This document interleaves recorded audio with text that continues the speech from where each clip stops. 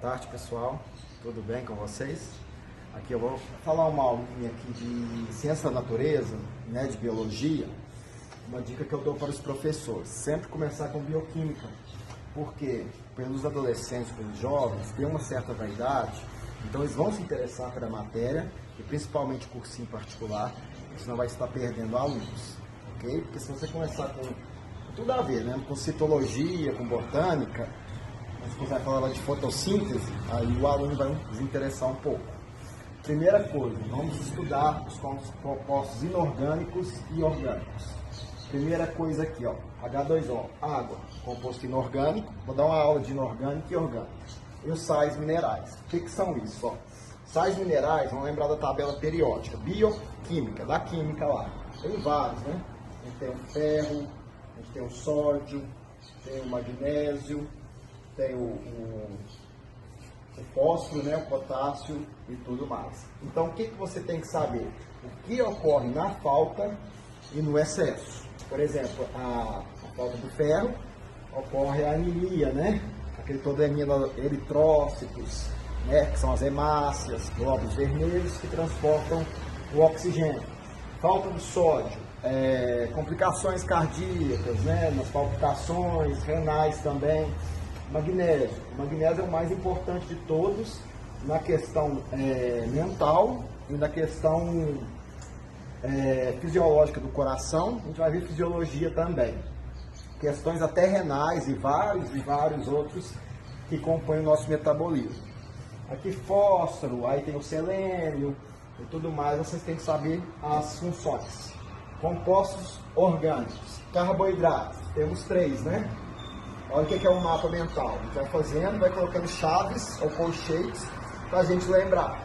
Nós temos os monossacarídeos, os oligosacarídeos e os polissacarídeos. O que acontece? Você tem que saber um pouquinho de prefixo e sufixo, latim e grego.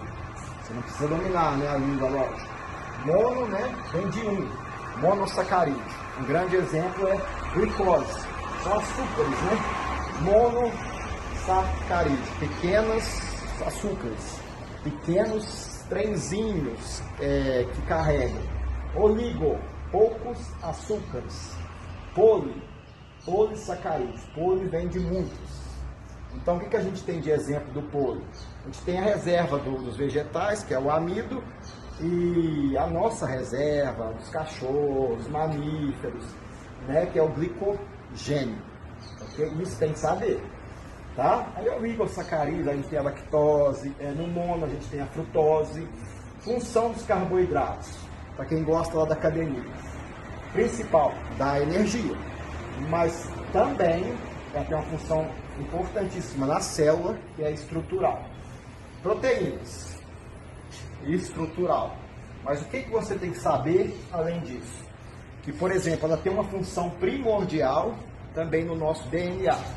Por exemplo, cor do olho, olho azul, olho castanho, tem a ver com a nossa leitura, que a gente chama de ribossômica, que é uma organela que participa da célula e tem muito a ver com as proteínas. As proteínas também estrutural. Por exemplo, o crescimento dos músculos, né, os bíceps, tríceps e tal, se dá mais pelas proteínas do que pelos carboidratos. Lipídios. Lipídios aqui é uma reserva muito importante, né? Porque a gente fala que forma o nosso colesterol, os esteroides, né, os hormônios sexuais, né, a progesterona, a testosterona e o estrogênio, ou estrógeno, tanto faz. Então aqui é um armazenamento. A gente tem um que chama fosfolipídio,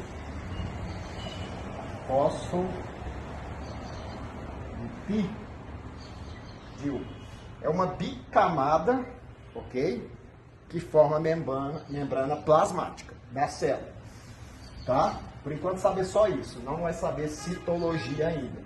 Então tem os cerídeos, que é a própria cera do ouvido, a cera da abelha, e o que encobre os frutos e folhas também, que são os cerídeos. Aí temos também os esteroides, e por aí vai. Ácidos nucleicos, nós temos o DNA e o RNA. Isso é muito complexo, né? Ácido desribonucleico, ácido ribonucleico. É aquilo que a gente forma um material genético dentro da célula, a nossa mensagem, ok? Nossos fatores, né? Nossas características. As vitaminas, eu vou colocar aqui, ó.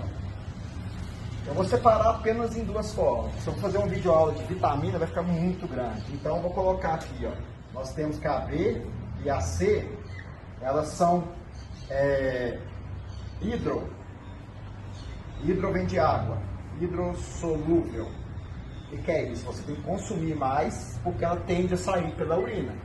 Então, a gente tem a vitamina B1, riboflavina, a B9, que é muito conhecido, que é o ácido fólico, importantíssimo. Nós temos a B12, muito interessante, mas como ela sai pela urina, por ser hidrossolúvel, é necessário se consumir mais. Perdão. A vitamina C também. Aí se fala muito da laranja, mas a fruta que costuma ter mais vitamina C é a acerola e o limão. Aí temos também as outras, né? Por exemplo, a vitamina A, a vitamina K, que são as vitaminas, e a D também, que são as vitaminas lipossolúvel.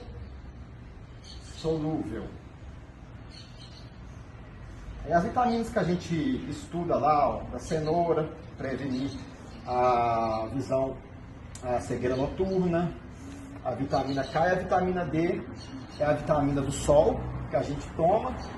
E não vou entrar aí no tema do leite, né? A gente toma o leite e ajuda a calcificar os ossos através da vitamina D. Então é só uma pinceladinha, é um mapa mental. Eu achei interessante passar isso, que a partir do momento que você vai estudando, ó, você vai abrindo chaves e constando um material mais diverso e que cai no Enem, cai em vestibulares pelo Brasil. Por exemplo, a água. O que é importante você saber? Somos 70%, né? O mundo, o nosso corpo é 70% de água. Então, a bioquímica seria a matéria mais interessante para o professor estar começando um cursinho, devido à vaidade dos adolescentes e jovens pré-adolescentes. Enfim, ok? Depois nós vamos ver a aula de citologia. Ó, o que tem que saber o prefixo? Cito vem de quitos, grego, célula. Logia, estudo. Então, estudo das células. Aí que você vê lá, né? Rapidamente, que eu não estou entrando nisso aqui. Eucariontes, procariontes. O que são isso? Só lembrar, ó, somos nós, somos animais. São células nunca mais desenvolvidas. Não se usa esse termo na biologia.